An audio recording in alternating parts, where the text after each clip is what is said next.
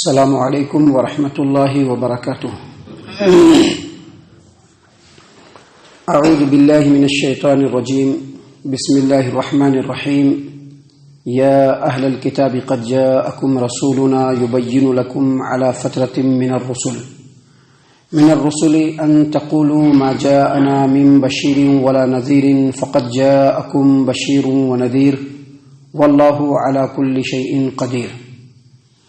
اے اہل کتاب، تم لوگوں کے پاس ہمارا رسول ایسے وقت میں آیا ہے اور احکام واضح طور پر تمہارے سامنے بیان کر رہا ہے، جبکہ رسولوں کا سلسلہ بند ہو چکا تھا، اور رسول کو ہم نے اس لیے بھیجا ہے تاکہ تم یہ نہ کہہ سکو کہ ہمارے پاس کوئی خوشخبری سنانے والا اور ڈرانے والا نہیں آیا۔ فقد جاءکم بشیر و نذیر، لو اب تمہارے پاس خوشخبری سنانے والا اور ڈرانے والا آ چکا ہے، اور اللہ تبارک و تعالی ہر چیز کے اوپر قادر ہے۔ معزز سامعین کرام، سورۃ المائدہ سورہ نمبر 5 اور اسی سورت سے ابھی آپ کے سامنے آیت نمبر 19 تلاوت کی گئی، اور آیت کریمہ کا ترجمہ بھی آپ کی خدمت میں پیش کیا گیا۔ سامعین کرام، اللہ تبارک و تعالی نے فرمایا، اے اہل کتاب، تمہارے پاس ہمارا رسول ایسے وقت میں آیا ہے اور اللہ کے احکام کو واضح طور پر تمہارے سامنے بیان کر رہا ہے، جبکہ رسولوں کے آنے کا سلسلہ بند ہو چکا تھا۔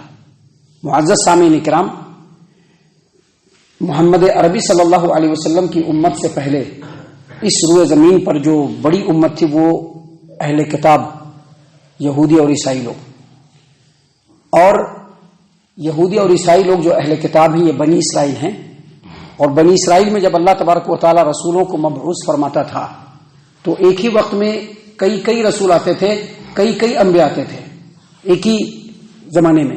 اس علاقے میں ایک رسول ہیں، فلاں علاقے میں دوسرے رسول ہیں، اور ایک علاقے میں ایک اور رسول ہیں، یعنی ایک ہی وقت میں کئی رسول آیا کرتے تھے۔ اس وقت دینی معاملات کی قیادت بھی اور دنیاوی معاملات کی قیادت بھی نبیوں کے ہی انڈر میں ہوا کرتا تھا۔ بادشاہ بھی نبی بنتے تھے، اور لوگوں کے درمیان دعوت و تبلیغ کرنے والے بھی نبی ہوا کرتے تھے۔ جب سیدنا عیسیٰ علیہ السلام کو اللہ تبارک و تعالیٰ نے بنی اسرائیل کے درمیان نبی بنا کر کے مبعوث کیا، اور جب ان کا وقت مکمل ہو گیا اور جب اللہ تبارک و تعالیٰ نے ان کو اٹھا لیا، تو اس کے بعد تقریباً 600 سالوں تک کوئی نبی نہیں آیا۔ یہ جو بیچ کا جو زمانہ ہے اس کو کہتے ہیں فترت، زمانہ فترت۔ اللہ تبارک و تعالیٰ نے یہاں پر اسی بات کو بیان فرمایا۔ اللہ نے کیا فرمایا؟ یا اہل الکتاب، اے اہل کتاب، قد جاءکم رسولنا، ہمارا رسول تمہارے پاس اس وقت میں آیا ہے، یبین لکم، اور تمہارے سامنے اللہ کے احکام کو واضح طور پر بیان کر رہا ہے، علی فترۃ من الرسل، کیسے وقت میں؟ جبکہ رسولوں کے آنے کا سلسلہ بند ہو چکا تھا۔ سامعین کرام، اللہ تبارک و تعالیٰ نے رسول کو کیوں بھیجا؟ اللہ نے فرمایا، ان تقولوا ما جاءنا من بشیر ولا نذیر، رسول کو اس لیے بھیجا تاکہ تم یہ نہ کہو کہ ہمارے پاس کوئی خوشخبری سنانے والا اور کوئی ڈرانے والا نہیں آیا۔ سامعین کرام، جب سیدنا عیسیٰ علیہ السلام چلے گئے اس روئے زمین سے، اللہ نے اٹھا لیا ان کو، اور اس کے بعد 600 سالوں کا زمانہ جب مکمل ہوا تو اس کے بعد اللہ تبارک و تعالیٰ نے محمد عربی صلی اللہ علیہ وسلم کو اس روئے زمین پر نبی بنا کر کے بھیجا۔ اور ہم آپ کو بتلا دیں کہ یہ جو یہودی لوگ آج ہیں، یہودی لوگ جو نبی صلی اللہ علیہ وسلم کے زمانے میں تھے، یا اس 600 سال کے درمیان کے جو یہودی لوگ تھے، وہ لوگ جو مشرکین کے ساتھ رہا کرتے تھے، خاص طور سے مدینہ کے جو یہودی لوگ ہیں وہ مشرکین کے ساتھ رہا کرتے تھے، تو مشرکین کو کہا کرتے تھے کہ تم لوگ ابھی ہم لوگوں سے بہت پریشانی کرتے ہو، بہت ہم لوگوں کے ساتھ تم لوگ الجھتے ہو، ان قریب ایک نبی آنے والا ہے جو آخری نبی ہوگا، اس نبی کے ساتھ مل کر کے، اس کے جھنڈے کے تلے جمع ہو کر کے ہم تم لوگوں کو ہرائیں گے، تم لوگوں کو سبق سکھائیں گے، تم لوگوں کے اوپر فتح اور غلبہ حاصل کریں گے، تم لوگوں کو اپنے انڈر میں کریں گے، اسی نبی کے ساتھ مل کر کے۔ لیکن جب اللہ تبارک و تعالیٰ نے پیارے رسول صلی اللہ علیہ وسلم کو نبی بنا کر کے بھیجا تو یہودیوں نے اپنے کتاب کے اندر نبی صلی اللہ علیہ وسلم کی جتنی بھی صفات تھی ان تمام صفات کو دیکھا اور دیکھ کر کے نبی صلی اللہ علیہ وسلم کو پہچان لیا اور پہچاننے کے باوجود انکار کر دیا. کیوں انکار کر دیا؟ کیونکہ یہ جو نبی آیا ہے وہ ہمارے خاندان سے نہیں ہے. ہمارا خاندان جو ہے وہ اسحاق سے چل کر کے یعقوب کا خاندان ہے جو بنی اسرائیل ہے، لیکن یہ جو نبی آیا ہے وہ اسماعیل کے خاندان سے آیا ہے، لہذا یہ ہمارے خاندان سے نہیں ہے، ہم اس کو نہیں مانیں گے. اللہ تعالیٰ نے قرآن کریم میں اس بات کو واضح طور پر بیان کیا ہے. قرآن کریم سورۃ البقرہ سورہ نمبر 2 آیت نمبر 89 اللہ تبارک و تعالیٰ نے فرمایا وَلَمَّا جَاءَهُمْ كِتَابٌ مِّنْ عِندِ اللَّهِ مُصَدِّقٌ لِّمَا مَعَهُمْ جب ان یہودیوں کے پاس وہ کتاب آ گئی جو اس کتاب کی تصدیق کرتی ہے جو ان یہودیوں کے پاس ہے. وَكَانُوا مِن قَبْلُ يَسْتَفْتِحُونَ عَلَى الَّذِينَ كَفَرُوا حالانکہ اس کتاب کے آنے سے پہلے، اس رسول کے آنے سے پہلے یہی یہودی لوگ مشرکین کے مقابلے میں اس آنے والے نبی کو ذریعہ بنا کر کے اللہ تبارک و تعالیٰ سے فتح و نصرت کی دعا مانگتے تھے کہ اللہ اس نبی کو جلدی بھیج دے تاکہ ہم ان مشرکین کے اوپر غلبہ حاصل کر لیں. فلما جاءہم لیکن جب وہ نبی آ گیا ما عرفوا کفروا بھی نبی کو پہچاننے کے باوجود ان لوگوں نے نبی کا انکار کر دیا. اللہ نے فرمایا فلعنت اللہ علی الکافرین کافروں پر اللہ تبارک و تعالیٰ کی لعنت ہے.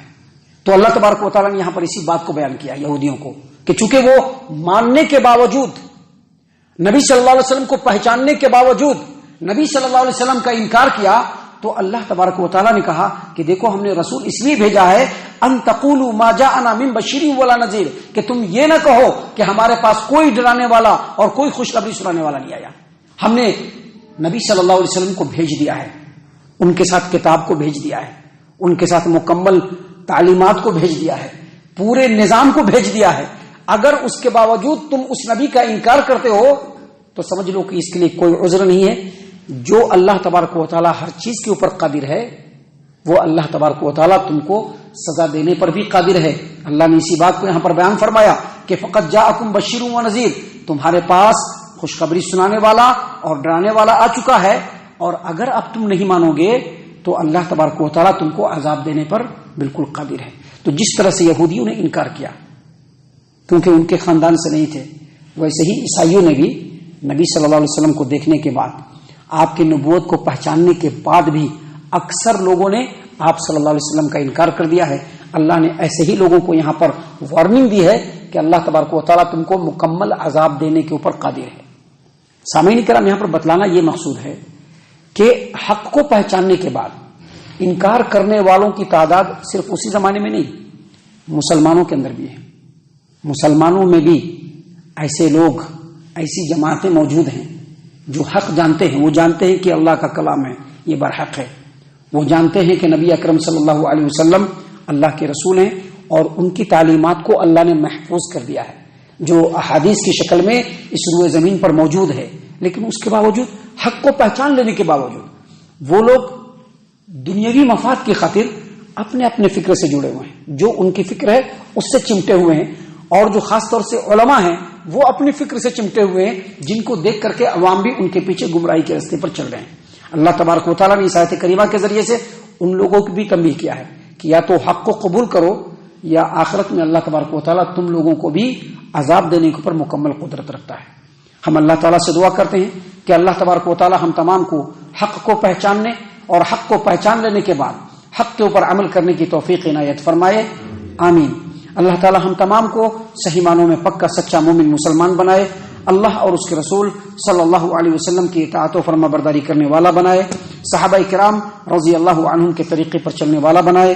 جنت الفردوس میں جگہ عطا فرمائے. اے اللہ ہم تمام کو جہنم سے پناہ دے. اے رب العالمین ہم تمام کو جہنم سے پناہ دے. اے مالک الملک ہم تمام کو جہنم سے پناہ دے. آمین یا رب العالمین. وما علینا الا البلاغ المبین.